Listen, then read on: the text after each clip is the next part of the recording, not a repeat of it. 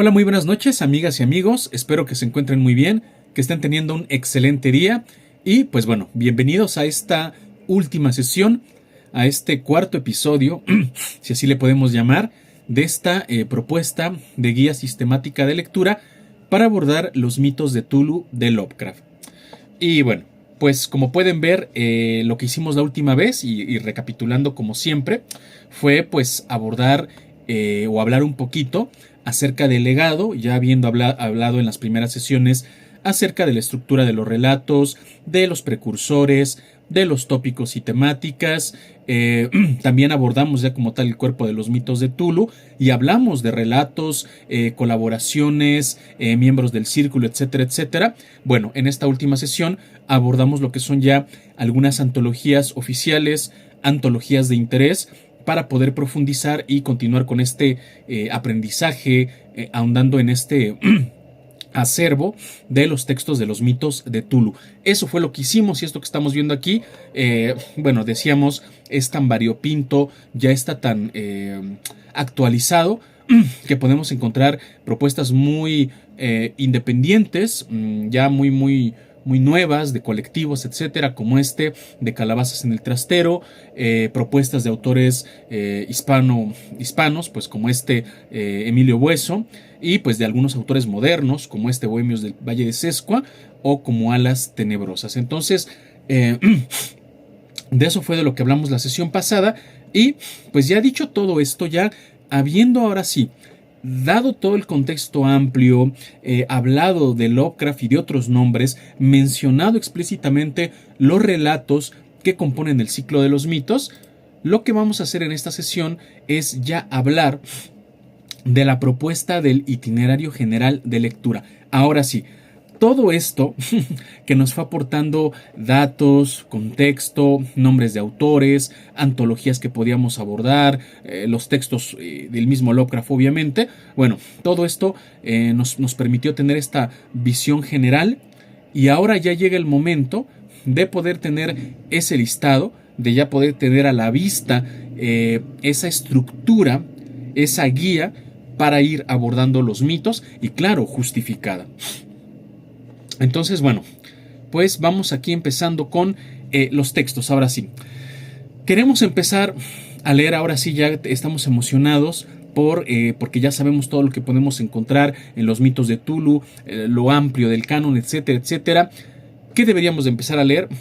No es fortuito que el relato que le da nombre a este ciclo, a este cuerpo de textos, los mitos de Cthulhu, sea el primero que estamos proponiendo leer, La llamada de Cthulhu. Y hay un muy buen motivo. Esto ya lo habíamos dicho un poquito cuando hablamos del cuerpo de los textos. La llamada de Cthulhu es el relato que consolida mejor lo que son los tópicos, estos tópicos que ya habíamos visto un poquito en finales del ciclo onírico de Lovecraft, en los relatos de transición o tradicionales de terror, que nosotros también hemos llamado prefigurativos, y el de algunos otros textos ya del tenor profundamente de ese terror sobrenatural que empezaba a elaborar Lovecraft cuando terminaba el ciclo onírico. Todo eso ya lo podemos ver consolidado, esas preocupaciones literarias, en este relato. Porque ya vamos a ver este tema abiertamente enunciado, no sugerido como pasaba con algunos relatos del ciclo onírico que hablaban que de la deidad que está en tal lugar, que de los dioses ocultos de tal sitio, que tal antigua civilización que adoraba a un ser, y se llegan a mencionar nombres que después Lovecraft va a volver a utilizar, pero era de una manera muy tenue, de una manera muy circunstancial. Aquí ya vamos a entrar profundamente, de manera explícita, en esos tópicos tan típicos de los mitos de Cthulhu: las deidades interestelares, los cultos profanos que sobreviven en los lugares alejados del planeta, estos rituales que hacen estas sociedades secretas antiquísimas para invocar a estas deidades antiguas, los grimorios y textos ocultos malditos que de repente salen en alguna exploración arqueológica, que son mencionados en algún texto compilatorio muy antiguo. Esta influencia que pueden tener estas deidades, esta interacción con la humanidad, como lo vemos en la llamada de Tulu, pues de estos sueños, estas pesadillas, estas actividades que se provocan previos a el surgimiento de la ciudad de Riley, que bueno, no estoy dando spoiler, pero esto es lo que pasa en el relato. En fin, todo esto ya lo vamos a ver consolidado en este relato.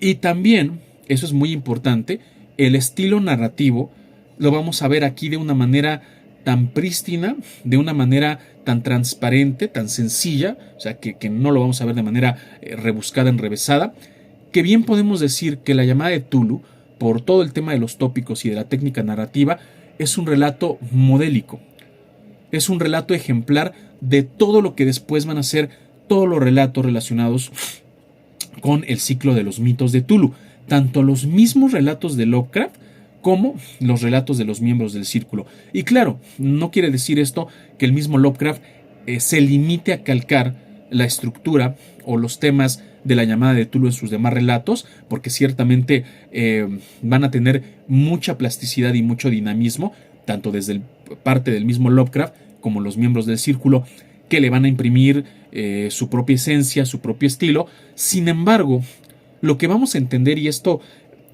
cuando leamos este texto, precisamente por eso lo estoy poniendo aquí, y atendamos a su estructura, a sus elementos, al tiempo narrativo, a la diégesis, es decir, cómo está contada la historia, nosotros lo vamos a encontrar en términos muy generales en los mejores relatos de Lovecraft. En La sombra sobre Innsmouth, en El que susurra en la oscuridad, en Las montañas de la locura, en El horror de Dunwich y también en grandes relatos de colaboradores del círculo. También vamos a ver esa misma estructura y también vamos a ver esos lugares comunes que aparecen aquí en la llamada de Tulu. Por eso es tan importante leer, disfrutar, pero bueno, si lo quieren ver ya desde un punto de vista más analítico, pues considerar cómo está conformado este relato de la llamada de Tulu. Después de esto, que es un relato relativamente breve, la llamada de Tulu, pasamos a la novela, a la más extensa novela, que bueno, es una novela corta, pero es el texto más largo que escribió Lovecraft, en Las montañas de la locura. ¿Por qué? Porque incluso no es que cronológicamente Las montañas de la locura se haya publicado inmediatamente después de la llamada de Tulu, no. Sin embargo, en las montañas de la locura es muy similar lo que pasa con la llamada de Tulu, lo que sucedió, que Lovecraft concentró y presentó de manera explícita muchos temas que venían madurando, que ya venían germinando y creciendo desde relatos antes, desde años antes, y es la llamada de Tulu, donde ya podemos ver el cenit de este desarrollo narrativo literario de Lovecraft, algo similar. Una segunda estafeta, un segundo milestone o hito, lo vemos en Las montañas de la locura. Si bien Lovecraft, y esto también ya lo mencionamos, nunca fue su intención sistematizar los mitos, darles un canon, y con canon me refiero a decir, estas deidades sí pertenecen, estas no pertenecen, estos personajes son los protagonistas y tienen que mencionarse siempre. No hay, con todo y que claro, hay constantes, porque vamos a ver apellidos ahí muy comunes, como los Marsh, ¿no? Que son estos familia de navegantes de los mares del sur, como que solo se me fue el nombre, pero del horror de Dunwich, esa familia que ahorita se me fue el apellido, pero bueno, vamos a ver frecuentemente que repite lugares, repite Arkham, por ejemplo, Innsmouth, ¿no? Bastantes lugares que son muy comunes dentro de su propia mitología, pero bueno, lo hizo como recurso narrativo. Sin embargo, no es que haya un marco estructural rígido que Lovecraft haya prescrito y que haya seguido tampoco al pie de la letra. Eso no pasa. ¿Esto en qué deriva? En que, si les pasa como a mí, cuando empezamos a leer los mitos de Tulu, llega un punto en el que queremos más. Digo, ya sabemos que existe Tulu, que duerme en algún lugar del Océano Pacífico, en la ciudad hundida de Riley. Ya sabemos que Azatoth, el dios ciego e idiota, está en el centro del universo, dormido, somnoliento, por sus flautistas amorfos que lo controlan para que no despierte y destruya el universo. Que Yog-Sothoth, del todo en uno y en uno en todos, ha tenido intervenciones en ciertos lugares y en ciertos momentos de la humanidad para sus propios propósitos que no podemos comprender, que Nyarlathotep es el heraldo de los primordiales y se divierte jugando con los seres humanos porque es el único que más o menos parece que puede comprender la mentalidad humana y le place tener algún tipo de interacción. Sabemos esto después de leernos no sé qué número de relatos, y esta información que he dicho es todo. O sea, parece que en 2 minutos, en 3 líneas, nos agotamos toda la mitología de Tulu. Y si les pasa como a mí, queremos más información, cuándo llegaron a la Tierra, qué civilizaciones los recibieron, cómo los servían, qué hacían los primordiales, qué objetivo persiguen. O sea, cómo esta estructura, este deseo de completar esta información faltante que, bueno, como seres humanos es una tendencia natural a no dejar vacíos, y también como lectores queremos tener un contexto mayor. Dado esto, menciono esto, he dicho este proemio, este prolegómeno, porque el texto de Lovecraft, en el que más, o sea, del un poquito más, va a poder pasar un poco de esto que acabamos de mencionar, es en Las Montañas de la Locura, que probablemente debido a la gran extensión que tiene el texto, que insisto, está considerado como una novela breve, Lovecraft sí se toma la libertad de podernos dar un poco de detalle, podernos hablar un poquito de esas razas antiguas, de hace qué tiempo llegaron a la Tierra, de cuál era su interacción con la humanidad, de por qué desaparecieron y ya no los encontramos ahorita o están relegados a ciertos puntos inhóspitos, inaccesibles del globo terráqueo. Bueno, vamos a encontrar aquí un poco más de información que, como lo hemos dicho anteriormente, si seguimos leyendo, no nos van a cuadrar ciertos datos que dice esta novela con otros datos que dicen otros textos. Disfrutemos y por lo menos aquí vamos a tener un poco más de acervo. Y se va a complementar un poco la información que nos ha suministrado Lovecraft en La Llamada de Tulu. Por eso estos 2 textos los proponemos aquí como la introducción a este itinerario. Leer La Llamada de Tulu, donde vemos de manera clara, explícita, concreta, cuál es el estilo narrativo y cuáles son las preocupaciones y los tópicos de todo el ciclo de los mitos de Tulu. E inmediatamente leemos Las Montañas de la Locura, donde vemos como esa profundización, como esa extensión, y ver, bueno, pues no solamente Tulu, sino otras deidades, otras razas, y cuánto ha pasado en la Tierra desde esos eones hasta el día de hoy. Entonces aquí el mito, la leyenda, se consolida. Ya que hemos leído esto, podemos irnos, y aquí la sugerencia es irnos con autores precursores. ¿Por qué? Con estos 2 textos, solamente con estos 2 textos, como lo hemos mencionado, vamos a tener ya un conocimiento sólido del estilo de Lovecraft, del estilo narrativo de los mitos y de sus temáticas en líneas generales, las más recurrentes, las más socorridas, las más utilizadas. Si en este momento, después de esto, nos vamos con autores precursores, por lo menos con los que hemos propuesto, Arthur Machen, Algernon Blackwood, William Hodgson, Lord Dunsany, bueno, los que ya hemos mencionado en las primeras sesiones, vamos a tener una justificación, un entendimiento de cómo Lovecraft llegó ahí, que también ya lo mencionamos en su momento. No quiere decir que Lovecraft tome al carbón una idea de Chambers o un texto de Ambrose Bierce y se limite a calcarlo y a incorporarlo a sus mitos. Porque, bueno, no, la verdad es que Lovecraft, su genio, su genialidad literaria, le dio para mucho más. Y también de esto ya hablamos en esas sesiones. Sin embargo, si nosotros leemos estos autores, que dicho sea de paso, brillan con luz propia, todos estos autores han brillado siempre con luz propia, vamos a tener un entendimiento más preciso, más profundo de cómo Lovecraft llega a eso, de por qué tiene que recurrir a estas deidades interestelares como un punto de quiebre, como la amenaza que va a cernirse sobre la humanidad. ¿Por qué ya no el fantasma? ¿Por qué ya no el aparecido? ¿Por qué ya no el vampiro? ¿Por qué ya no el monstruo creado artificialmente? Bueno, vamos a ir viendo los textos de estos grandes autores, La Casa en el Confín de la Tierra, Los Cuentos del Mar de los Sargazos. ¿Por qué mencionar que existen estos cultos secretos?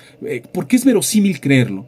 Que además de todo lo que ya conocemos, hay incluso sectas y rituales todavía más antiguos de los que consignan los libros sagrados, incluso los libros paganos y profanos. ¿Por qué? Bueno, ahí tenemos a Machen con sus realidades alternas. ¿Por qué establecer toda esta acción en lugares remotos?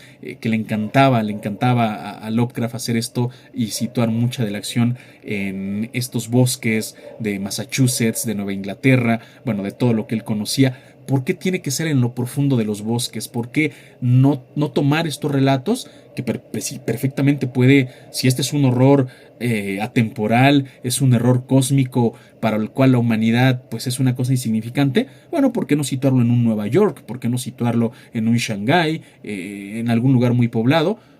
Ahí tenemos a Algernon Blackwood y su terror feral. Entonces, al leer nosotros a los autores precursores, podemos tener una visión más amplia de por qué Lovecraft fue tomando ciertos elementos y los fue adecuando a su mitología, claro, dándoles una cohesión, una coherencia, para que no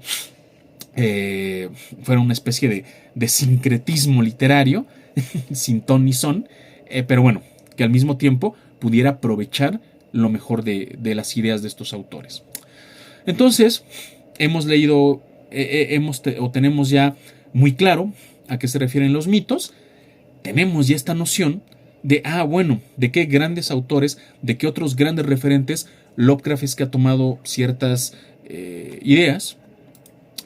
Y ahora nos vamos a leer los relatos prefigurativos, que aquí, como lo vimos en la sesión que le dedicamos a eso del cuerpo de los textos, hay diferentes tipos de relatos que provienen desde la etapa del ciclo onírico, de que Lovecraft ahí escribía o apelaba mucho al temas de Dunsany. Vemos relatos de transición o relatos de terror tradicional. Bueno, vemos como que hay una diversidad de todo lo que es la obra literaria de Lovecraft, pero estos relatos prefigurativos nos van a permitir tener un contexto. Porque si bien con los autores precursores vimos cómo llega Lovecraft a eso, de dónde toma elementos para poder estructurar un estilo propio, unas temáticas ya muy personales para sus obras, con los relatos prefigurativos, que estos son del propio Lovecraft, ahora sí ya vamos a ver elementos específicos, personajes, ciudades, épocas, eventos, deidades, grimorios o libros malditos. Bueno, ahora sí ya vamos a tener a la vista ya estos elementos que se van a accionar y ahora sí ya van a estar debidamente insertados como parte esencial de la trama en los relatos del ciclo de los mitos, porque recordemos que en los relatos prefigurativos se llegan a mencionar seres como los gules, se llega a mencionar las ciudades oscuras de Nueva Inglaterra, se llegan a mencionar ciertos cultos horribles de las islas de Polinesia, pues se mencionan de esta manera de forma muy general. Después Lovecraft va a retomarlos y los va a capitalizar ya en los relatos de los mitos de Tulu propiamente dichos. Entonces, aquí ya vamos a venir preparados. Ya sabemos de qué va, ya vimos de dónde salió, nos nutrimos con ese contexto y ahora sí abordamos, y puede ser esto paralelo, tanto el ciclo mítico como los relatos contiguos. Y recuerden que por relatos contiguos pues entendemos los relatos del mismo Lovecraft que no pertenecen al ciclo de los mitos, pero que se escribieron de manera paralela o contemporánea mientras se publicaban estos relatos de los mitos, y que son relatos que no necesariamente tienen relación con el ciclo mítico, como sí pasa con los relatos prefigurativos. Recordemos que los prefigurativos cronológicamente están situados antes o durante el ciclo mítico, pero tienen alguna relación, como lo hemos mencionado. Los relatos contiguos, como tal, puede que no tengan una relación, que no aporten, sin embargo, ciertos eventos, ciertas situaciones, sí nos van a enriquecer al leer el ciclo mítico. Y, ahora sí, esto es tener una inmersión en el ciclo de los mitos de Tulu. En pocas palabras, ahora sí ya los abordamos. O sea, de nuevo, para hacer esta recapitulación, tenemos este primer gran contacto, vemos y comprendemos cómo llegamos a esto, cómo fue que esas ideas surgieron, se consolidaron. Tenemos ya todos los elementos narrativos, estructurales del mismo Lovecraft que le iban a servir para ahora sí generar sus mitos, y ahora sí vamos a entrar definitivamente en los mitos y en los relatos que puedan aportarnos alguna información adicional, alguna información de interés que sea de la misma época, del mismo periodo en el que se van escribiendo los mitos de Tulu. Que esto también generalmente hacen los relatos contiguos que haya menos ambigüedad que la que hay con los relatos prefigurativos o con los relatos posteriores, sobre todo las colaboraciones, donde ahí sí vamos a encontrar lo que les decía, a veces ciertas contradicciones o ciertas incoherencias. En los relatos aquí contiguos, son donde vamos a encontrar ahí sí casi la menor variación entre información del ciclo mítico y la información que nos den aquí. Entonces, esta es la inmersión. Ya, esto es leer a Lovecraft. Y hasta aquí ya leímos todo Lovecraft. O sea, ya leímos todo Lovecraft que tiene que ver con los mitos. Todo absolutamente. Lo que estaba antes, la llamada de Tulu, que es ese punto de quiebre, que es el que marca el inicio de los mitos de Tulu, todo el ciclo como tal, y los relatos que se fueron escribiendo de manera paralela y que suministran algún tipo de información para ampliar el acervo acerca de los mitos. Esto es Lovecraft. Hasta aquí, a excepción de los precursores, solo hemos leído a Lovecraft. Lovecraft por Lovecraft. Si queremos continuar leyendo, vamos a leer ahora al círculo Lovecraftiano, que también, y ojo, ya les dije, el círculo es enorme. Hay muchos autores que yo no mencioné en la sesión que hablamos de esto, porque por temas de espacio y por temas de practicidad, de no sobrecargar información, pues me he limitado al círculo, al primer círculo, y quizás a los autores más señeros, más conocidos y, claro, más notables en cuanto a su calidad, desde mi punto de vista, ¿no? Un Clark Ashton Smith, un Robert E. Howard, un Henry Cotner, un Frank Blanc, etcétera, etcétera. Pero recuerden que hay más que yo no mencioné y que son grandes miembros del círculo, no importa si es el círculo de primera línea o el directo, o miembros que vinieron después, como Ramsey Campbell, como Brian Lumley. Hay muchos otros autores que, insisto, también no son muy conocidos, en parte porque no han sido traducidos o fueron traducidos solo con quizás uno o dos textos en español hace muchos años, y también por eso fue que no los mencioné. Pero bueno, entendamos el círculo Lovecraftiano en un sentido amplio. ¿Qué tan amplio? El que ustedes quieran. Si quieren pueden leerse nada más a los famosos tres mosqueteros de Weird Tales, que es Lovecraft, Clark Ashton Smith y Robert E. Howard. Si les apetece, se pueden leer a Robert Bloch, a August Derleth, a Henry Cotner. También, si quieren ir más allá, se pueden leer a Brian Lumley, a Donald Wandrei, a Ramsey Campbell. Bueno, ahora sí que a todos los otros autores del círculo también que son muy notorios, pues lo pueden hacer. A James Wade, por ejemplo, que ya les hablé mucho de él. Y con esto, ¿qué hacemos? Una profundización.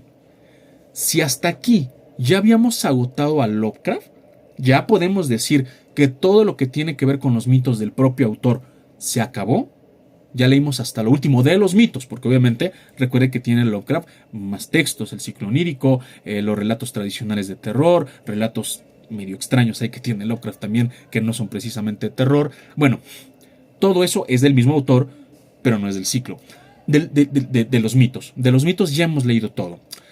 Y queremos leer más, pues vamos a profundizar abordando el círculo, abordando estos autores. Y aquí es donde les digo que tanto va a venir más información de la que ya leímos en el propio ciclo del autor, que va a complementar, que va a reforzar, que va a enriquecer, y también preparados porque vamos a encontrar segura mucha más información, datos, perspectivas que quizás diverjan del mismo Lovecraft.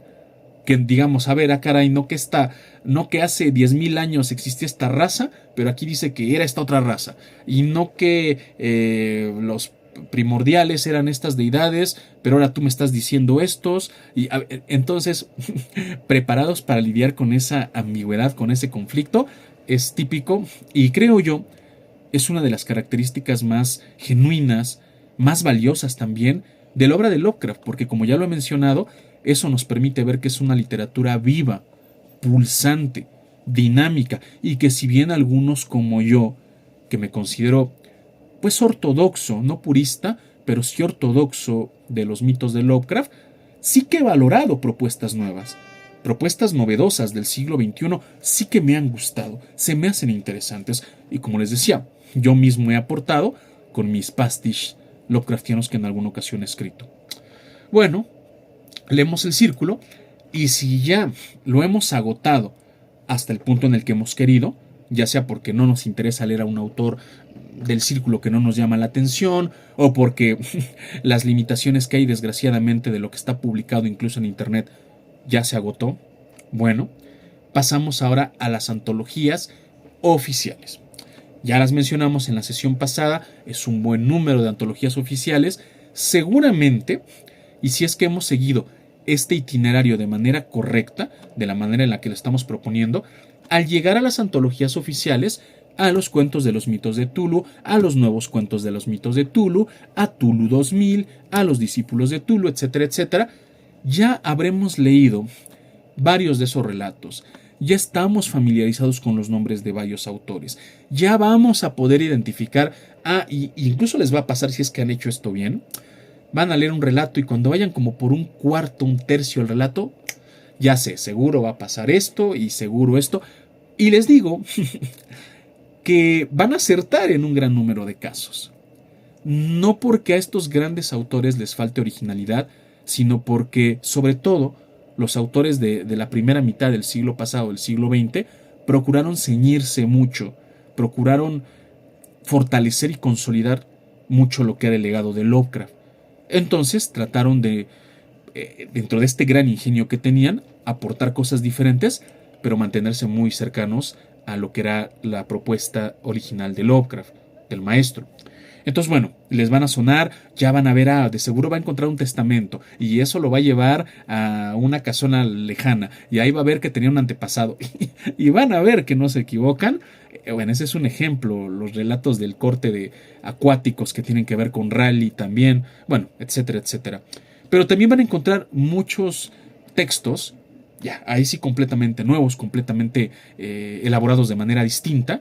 Algunos, como por ejemplo, ya se los mencioné, los que van a estar en Tulu 2000, apenas iban a tener una mínima relación, una muy escueta relación con Lovecraft, incluso ya ni con los mitos, con Lovecraft. Pero esto también nos va a permitir tener esta comprensión y este discernimiento de cómo ha ido evolucionando pues este gran tema, esta gran escuela Lovecraftiana.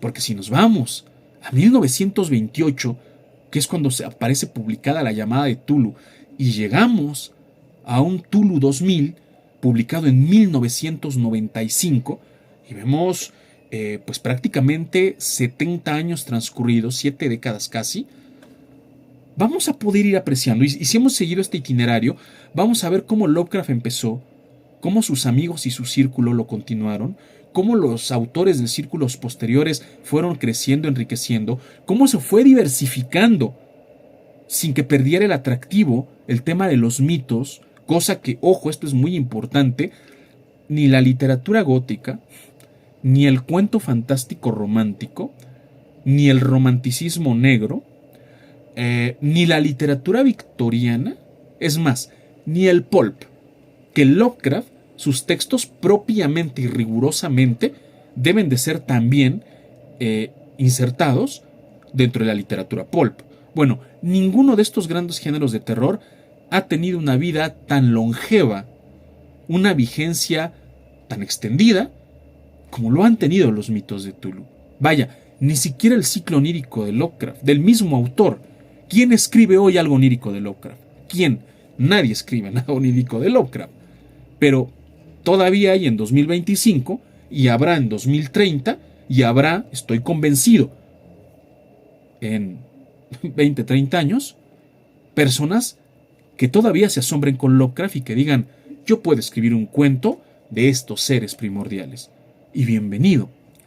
Entonces, si bien estos relatos que vamos a encontrar en estas antologías, algunos de ellos, van a tener ya una muy escasa relación con pues todo lo que ya hemos venido aprendiendo, leyendo, nos van a permitir como aficionados identificar y valorar la evolución que ha tenido el género, o un subgénero, que podemos decir casi que el horror cósmico es un subgénero, a lo largo del tiempo.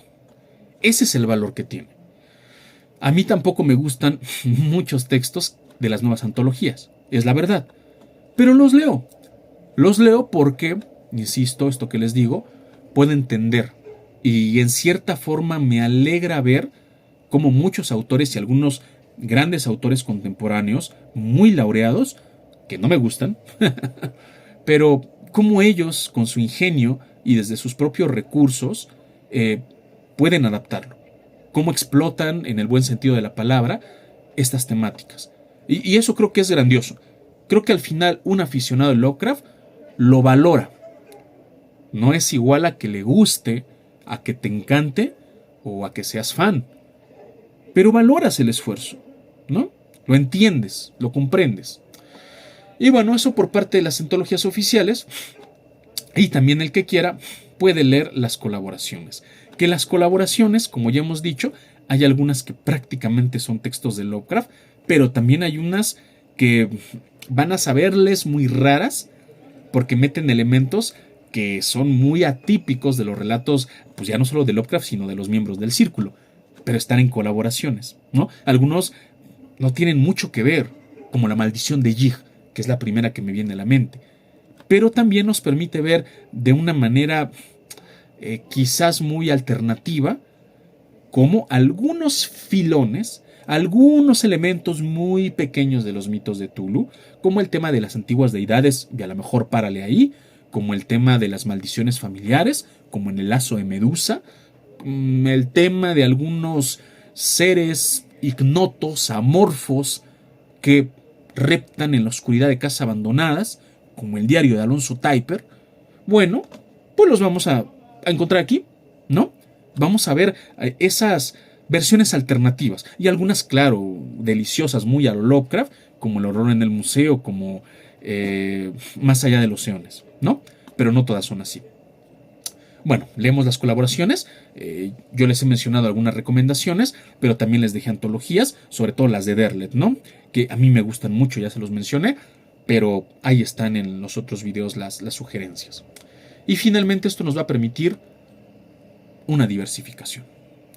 Entonces, hacemos esta última recensión. Vamos a tener este camino desde introducirnos en el tema, irnos con el canon más puro, descomponerlo e identificar los elementos estructurales básicos, esenciales, que permitieron que germinara la idea de los mitos, ver cómo Lovecraft va ensayando ese lenguaje, esa estructura narrativa, esos tópicos que van a ser recurrentes, para llevarlos a cabo y ejecutarlos en el ciclo mítico, e ir él mismo nutriendo con relatos que no son propiamente de los mitos, pero que tienen una cercanía, tienen ahí alguna relación con sus relatos del ciclo, y cómo esto fue influyendo en otros autores de gran calibre, tanto contemporáneos, coetáneos de Lovecraft, como posteriores, para irse profundizando, extendiendo, ampliando, nutriendo el canon.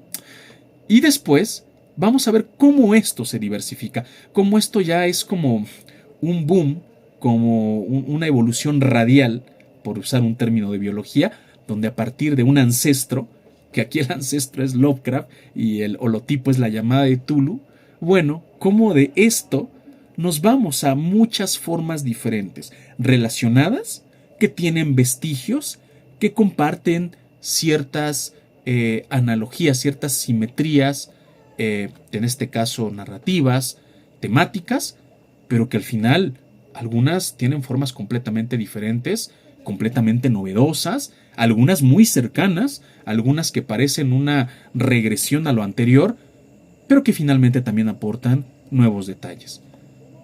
Y con esto tenemos un itinerario completo de cómo leer los mitos de Tulu. A continuación, y ahora sí ya, nada más como recomendaciones finales, algunas antologías. Para el que no tenga algún libro ya y lo quiera leer, ojo, los mitos de Tulu. No la narrativa completa de Lovecraft, no la obra completa, los mitos de Tulu, que es de lo que hemos estado hablando. Y tenemos aquí 4 maravillosas antologías. Los mitos de Tulu de Lovecraft, de la editorial Edaf, esta edición que está preciosa físicamente. Es así como la ven, es de tapa dura, es de tamaño grande. Es muy, muy curiosa porque es como esbeltita, se ve muy bonito, es muy, muy manejable a pesar de su tamaño. Tiene sus guardas en color púrpura, como hay la firma de Lovecraft, su busto. No, es una preciosidad estéticamente. Excelentes materiales, su punto de lectura.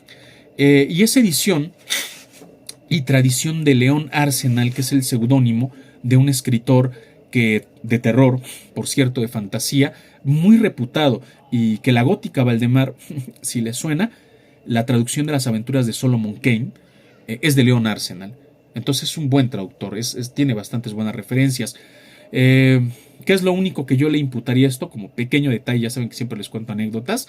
En su traducción se me hizo muy curioso que en el primer relato que viene, que es la llamada de Tulu, el primer capítulo del relato, para el que lo recuerde, se llama El horror en arcilla.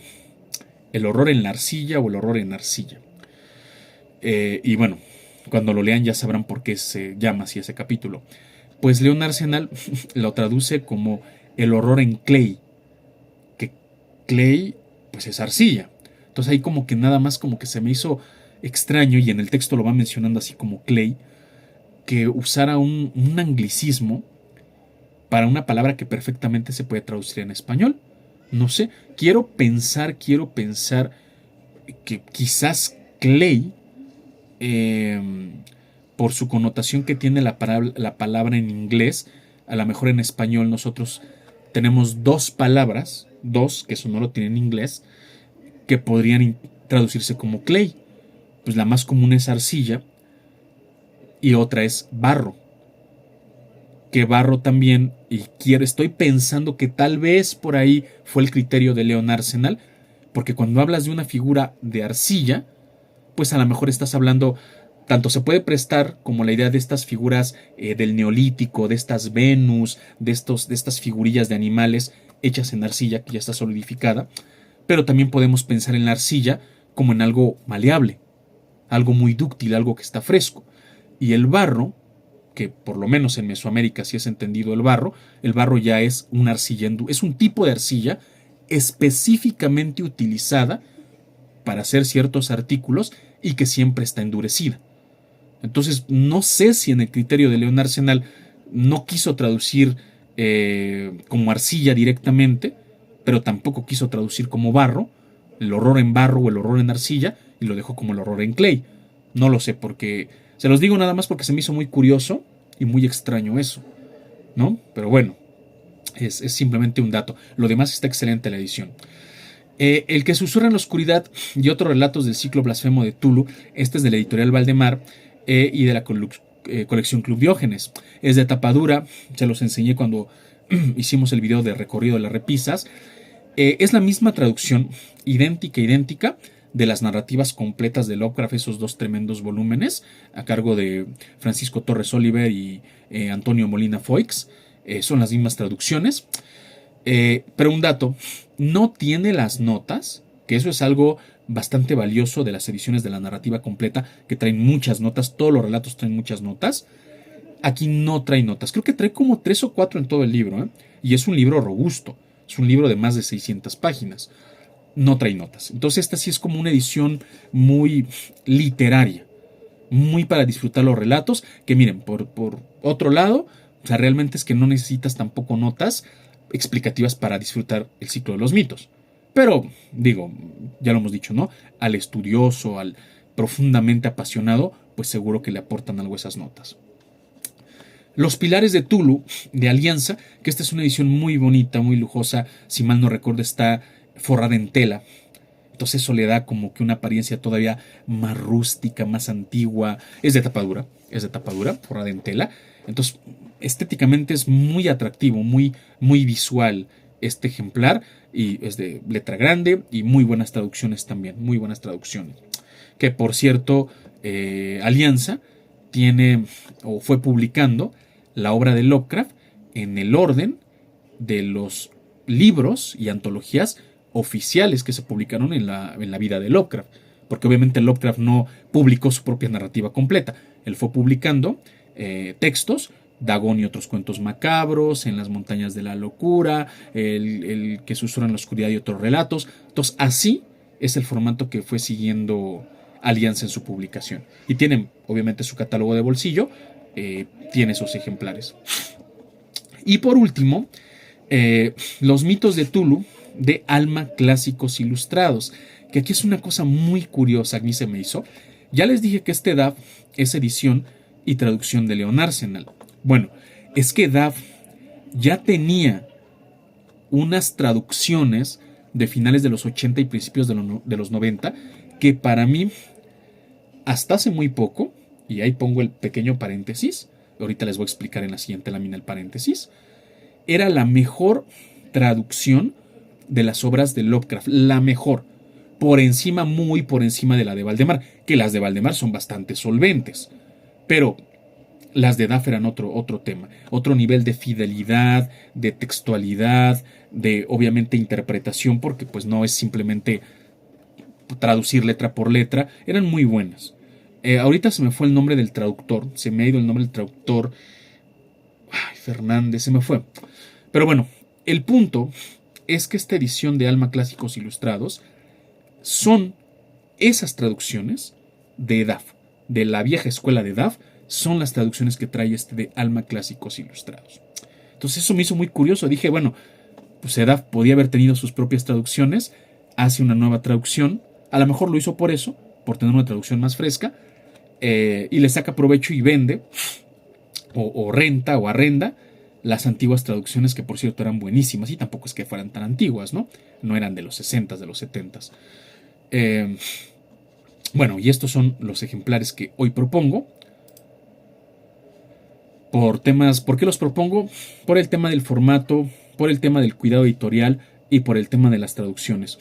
Estos 4 vamos a la segura con eso, empezando por la traducción y por las ediciones y el contenido. Hay muchísimas más antologías, ya lo saben, ¿no? Que de Plutón, Editores Mexicanos Unidos, Mestas Ediciones, Edimat, Book Trade y algunas más, menos. Bueno, hay de todo. O sea, hay de todo. Pero estas, creo yo, son las más serias, las más profesionales, las más solventes que pueden encontrar. Y aquí les ofrezco una comparativa del contenido. Aquí están los relatos que hemos mencionado, que de manera general parecen tener un consenso en el sentido de que estos relatos son los que pertenecen a los mitos de Tulu. Con todo y que en mi caso personal yo ponga en tela de juicio alguna introducción, ¿no? Por ejemplo, Los sueños en la casa de la bruja, que a mí no me parece un relato de los mitos de Tulu. Tiene algunos elementos de los cuales muchos estudiosos se toman para decir es un relato de los mitos de Tulu. Yo no sé si se acuerda que Los sueños en la casa de la bruja, cuando lo mencioné en el video dije, bueno, sí está dentro del canon, porque se acepta que generalmente así es, pero yo lo pondría como un relato contiguo, no como un relato de los mitos, ¿no? Pero bueno, lo vamos a tomar ahorita el canon general, ¿no?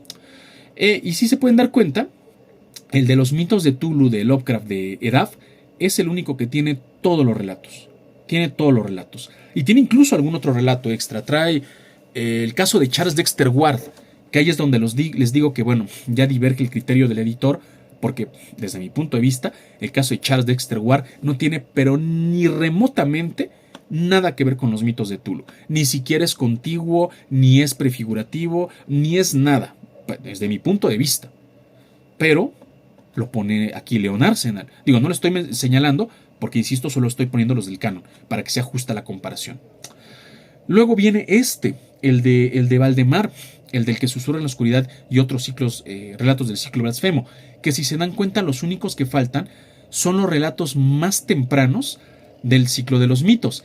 La ciudad sin nombre, que no hay problema porque se dijimos que nuestra propuesta de lectura es un relato prefigurativo, y el festival, que ese es un relato muy complejo desde nuestra propuesta de clasificar, porque también tiene la opinión general de que es el primer relato del ciclo de los mitos, incluso antes que la llamada de Tulu, pero si evaluamos el relato, perfectamente entra como un relato prefigurativo.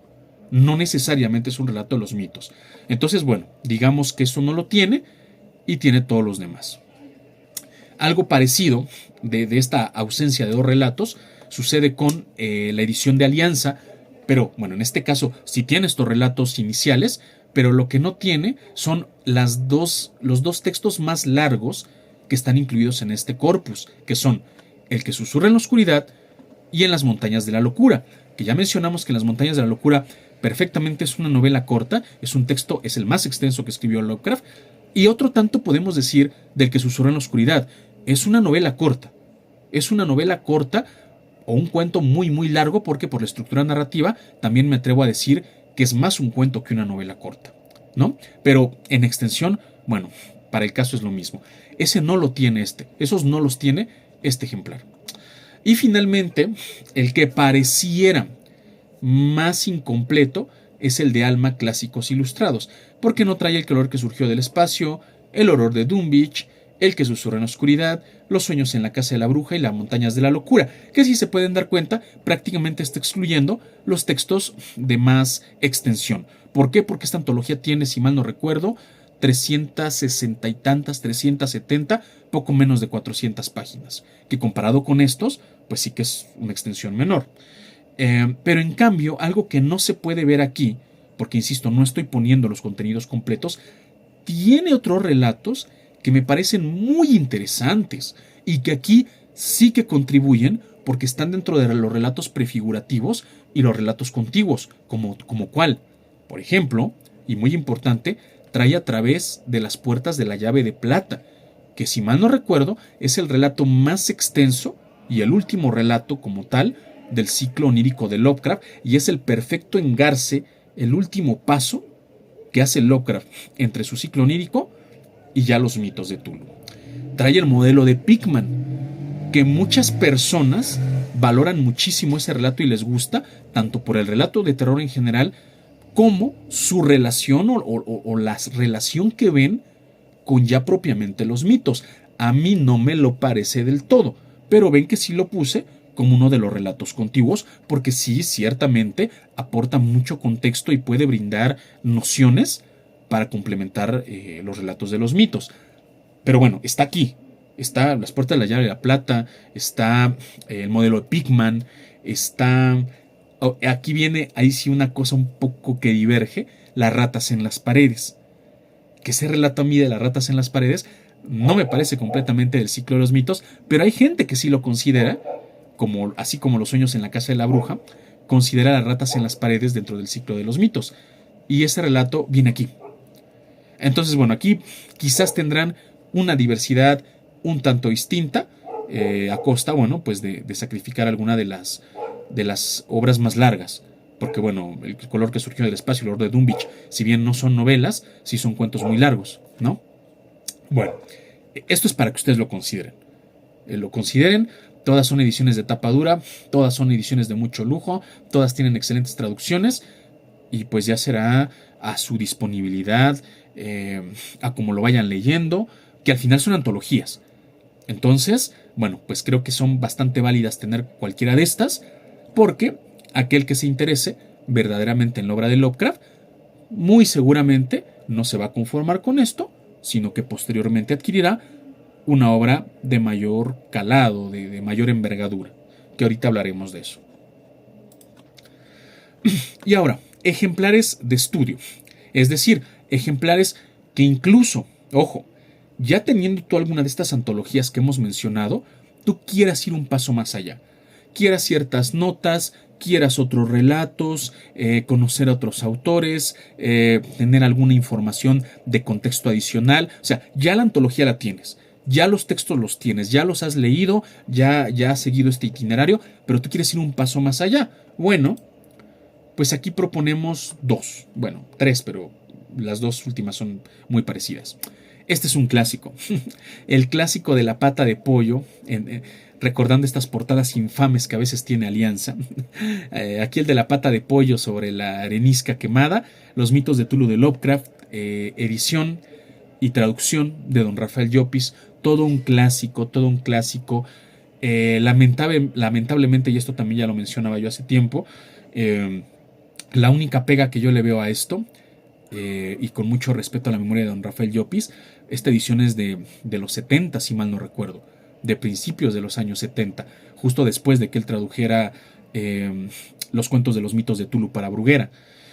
Y ya llovió, ya llovió mucho, y Alianza sigue reimprimiendo.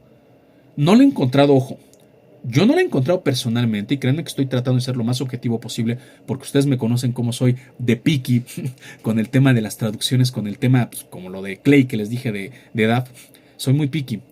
No le he encontrado errores a esto, errores notables o que me hagan dudar de la probidad intelectual de don Rafael Llopis o de los errores editoriales, que no es que haya sido él, sino a lo mejor alguna errata, algún tema de la edición. No los he encontrado. Creo que lo que se le puede achacar es que algunas cosas, debido a la época, debido al tiempo, optó por traducciones que, bueno, no solamente fue él, sino muchos de los traductores clásicos, pueden resultar confusas para el lector actual.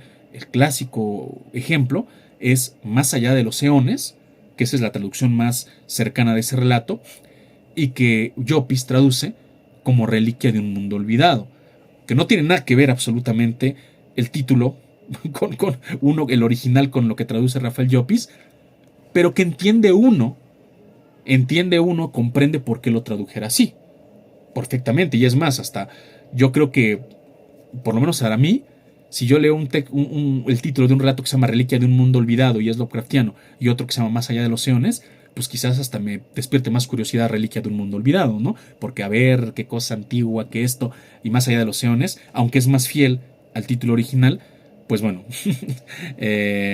quiero pensar que tal vez así lo hace, no se toma esa licencia, ¿no? Y por lo demás, pues algunas palabras en desuso, como un relato que se llama La sombra que huyó del chapitel, que bueno, el chapitel es una palabra casi un arcaísmo, ya quien dice chapitel, ¿no? Que es la punta, aunque es la palabra real para referirse a la punta de las iglesias, a esa como espiga, como vara metálica que está en las puntas de las iglesias. Ciertamente es un chapitel, ¿no? La última parte de la iglesia, donde está esa viga.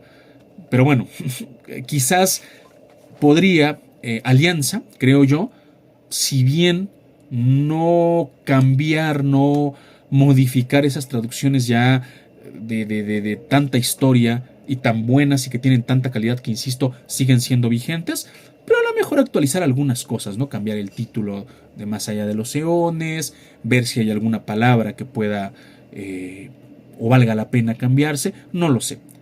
Pero puede hacerse, actualizar el prólogo, ponerle, hay un prólogo que es el prólogo de Llopis y hay una bibliografía muy nutrida que tiene este ejemplar, y por eso me tomo el atrevimiento de mencionar esto, que esa es información de hace 50 años. Entonces Alianza, sin suprimir ese prólogo de don Rafael Llopis, su introducción, sin quitar la bibliografía que viene al final del libro, puede poner, como muchas ediciones pasa, nuevo prólogo del nuevo editor, bibliografía actualizada. Y quién sabe, tal vez hasta introducirle otro capítulo. A mí me encantaría ver una edición 2.0 de los mitos de Tulu, tomando como base el ejemplar original de don Rafael Llopis y poniéndole un prólogo actualizado, introduciendo una revisión y una actualización de la bibliografía que viene al final, y por qué no ponerle una cuarta sección, los precursores o los orígenes de Lovecraft, los mitos de Tulu, los continuadores, y una cuarta, Lovecraft en el siglo XXI, o los mitos de Tulu en la modernidad, o el título que ustedes quieran, y poner algunos relatos, tal vez valga la pena, pues de los años 90, miren, ya no más, de los 80s y los 90s. Hay grandes relatos que podrían incluirse ahí. No lo sé, es una idea. Y creo que sería un ejemplar todavía más valioso, todavía de mucho más interés de lo que ya lo es. Pero mientras eso pasa, si quieren adquirir los mitos de Cthulhu de Lovecraft, la edición y traducción de Don Rafael Llopis es una maravilla. Y bueno, tenemos estos tochos, estos monstruos, H.P. Lovecraft, la edición anotada de Leslie Klinger, y Más allá de Arkham, que es como el volumen 2, un poquito más esbelto que este, pero sigue siendo un monstruo de casi 1000 páginas. Que ojo, estas son antologías, no son narrativas completas, son antologías, pero son unas cosas tremendamente robustas, tremendamente, porque son ediciones anotadas. El que haya visto mi video de la Biblia, donde hablaba de los Akal anotados que les mostré, mi maravilloso Mago de Oz, Dr. Jekyll, etc., pues sabe a qué me refiero, ¿no? Son unas joyitas, tienen ilustraciones, tienen bibliografía, tienen una tremenda introducción, tienen muchísimas notas a pie de página, notas tanto narrativas, tanto literarias, tanto culturales, contextuales, etcétera, etcétera, etcétera, de los relatos que tiene, y que pueden consultar en la página de DAF el contenido de cada uno de estos ejemplares, de Akal, el contenido de cada uno de estos ejemplares por si les interesa. Ahí viene el contenido específico de los relatos, pero son antologías. Y tampoco es que sean antologías tan extensas, porque si se dan cuenta, no dicen los mitos de Cthulhu. Son antologías generales de Lovecraft. Entonces tienen de sus relatos de terror diferentes relatos. Por eso no las incluí dentro de la comparativa que hicimos hace rato. Y hay otro punto. Por lo menos en México son ejemplares extremadamente caros. Extremadamente. Yo este ejemplar de aquí, que sí es cierto, es un monstruo tremendo de grosor, lo vi en más de 2,000 pesos mexicanos, unos $100, prácticamente $100, y este casi, como unos $80. Entonces son ejemplares muy muy caros, y si dices son muy caros, y no tienen todo Lovecraft, porque aunque te junten los dos, no tienes toda la narrativa de Lovecraft. Entonces, seguramente serán, como aquí lo estoy mencionando, ejemplares de estudio para aquel aficionado, para aquel estudioso, para aquel interesado en profundizar hondamente, en leer profusamente los detalles y todos los elementos periféricos que pudieran haber relacionados con estos textos de Lovecraft, ¿vale? Pero valen la pena muchísimo, muchísimo. Yo tengo en planes, más adelante, no sé cuándo, pero sí tengo en planes comprármelos. Y finalmente, las narrativas completas. Si ya todo esto pasaron, leyeron, siguieron el itinerario, las colaboraciones, descargaron en PDF algunos libros que no pudieron encontrar en otro formato, ya tienen su antología, quizás compraron alguno de estos ejemplares de estudio para profundizar y dicen, ¿sabes qué? Ya, me quiero ir con todo Lovecraft, quiero volverlo a leer, pero ahora en ediciones ya, lo más solvente, lo más profesional, lo más alto que puede haber para leer a Lovecraft. Tenemos dos opciones. La narrativa completa, esta es muy conocida, de la editorial Valdemar, ya mencioné los traductores, Francisco Torres Oliver, Juan Antonio Molina Foix, con muchísimas notas que vienen de hecho hasta el final del ejemplar, muy valiosas, muy bien documentadas, completamente explicativas. La traducción son muy buenas, salvo alguna errata que lamentablemente Valdemar no ha corregido en no sé cuántas, creo que esta se lleva en la tercera o la cuarta edición, y bueno, lamentablemente no las ha corregido, pero tampoco son una cosa que haya uno que lamentar. La verdad es que estas son muy buenas opciones, excelentes opciones, ejemplares muy robustos, tienen cada uno sendas introducciones distintas que abordan diferentes fases de la vida de Lovecraft. Una creo que es de soñador, obstinado soñador, y otra pesimista cósmico, muy buenas, traen partes importantes de la vida de Lovecraft, abordan su carrera literaria, minucias de su experiencia de su desarrollo, su carrera profesional. Les digo, tienen los textos muy bien traducidos y abundantes notas al final.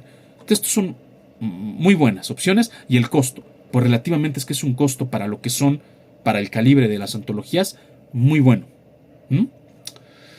Y por último, ahora sí, ¿se acuerdan que había dicho yo un paréntesis cuando hablaba de EDAF, de los antiguos EDAF, que la traducción la tiene Alma Clásicos Ilustrados, que eran, había hasta hace poco, la mejor traducción de Lovecraft? Bueno, es que ya tenemos, gracias a Aurora Dorada, ya hoy por hoy 2025, porque esta edición, este volumen salió en 2025, la mejor edición, pero ahora sí la mejor indiscutible, la mejor traducción, las mejores notas, la mejor introducción, la mejor revisión, todo. Este sí no es una exageración. Este es el sumum al día de hoy, agosto de 2025, porque yo no sé si en 2 años salga otro diferente, pero al día de hoy, la mejor edición de narrativa completa, habida y por haber, de Lovecraft. Es una heptalogía, está considerada, y ya desde ahí dense cuenta, en publicarse en 7 tomos, versus los titánicos 2 tomos que tiene Valdemar. 7 tomos, en edición bilingüe, con los manuscritos originales de Lovecraft, y ahí sí, insisto, esto ya estamos hablando de palabras mayores para un verdadero aficionado, un verdadero Lovecraft maniático, o un aficionado amante del maestro de Providence, de Hueso Colorado, decimos aquí en México.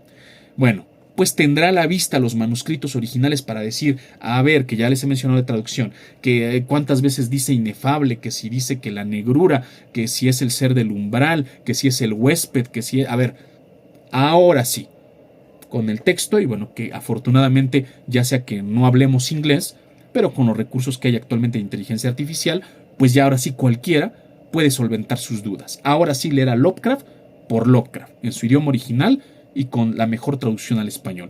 Tremenda introducción y edición de ese Hoshi, que fue requerido específicamente por Aurora Dorada para poder contribuir con esta edición. Cuerpo robustísimo y actualizado, las más actuales notas basados en las revisiones filológicas de los textos de Lovecraft. Bueno, es una maravilla esta edición. Ahorita está publicado el volumen 1. No sé cuándo, porque no estoy al tanto de cuándo Aurora Dorada planifica ir concluyendo, pero bueno, tenemos para rato. Son 7, van a ser 7 tomos. Entonces esto ya es lo más que puede haber por el momento, porque esperemos que en 1, 2, 3, 4, 5 décadas sigamos leyendo a Lovecraft, nos siga enamorando la prosa de Lovecraft, y para las nuevas generaciones vengan todavía ediciones más robustas, todavía ediciones más revisadas, a lo mejor esta misma, pero en una segunda, en una tercera, en una cuarta edición, porque así es la literatura, así es el lenguaje, así todo va progresando, y bueno, pues hay que aprovecharlo, ¿no? Y bueno, dicho sea esto, amigas y amigos, muchísimas gracias por haberme acompañado en estas 4 sesiones. Espero que la información haya sido de valor para ustedes. Espero que si nunca han leído a Lovecraft, estos datos que fuimos viendo a lo largo de estos videos realmente les haya despertado el interés por leerlo, que es para mí lo más importante, más allá de lo técnico, del detalle fino, esquemático, etc. Espero haberles transmitido el amor, el deseo, el afán, el respeto por la obra del maestro Lovecraft. Espero que lo vayan a leer. Si no es en las antologías que les mostré, no se preocupen, siempre está internet, guiño guiño, y tenemos ahí el acceso a muchos de sus textos. Entonces, no se afanen, no se estresen si no pueden conseguir alguna antología específica, y si les interesa, bueno, vean las opciones que les hemos propuesto, revisen cuál es más accesible también en su lugar, en su locación que puedan conseguir, y vayan a por ella si es que lo quieren. Y si quieren profundizar, espero que las recomendaciones, los autores, los textos, las antologías que a lo largo de estos videos fuimos mencionando, también sean de valor para ustedes. Y bueno, despidiéndonos con la imagen del señor de Riley, que en la profundidad del Océano Pacífico duerme soñando. Bueno, pues espero que estén muy bien, que tengan una excelente noche, y pues bueno, ya saben que sus comentarios me encanta leerlos, déjenlos aquí, y nos estamos viendo en el próximo contenido.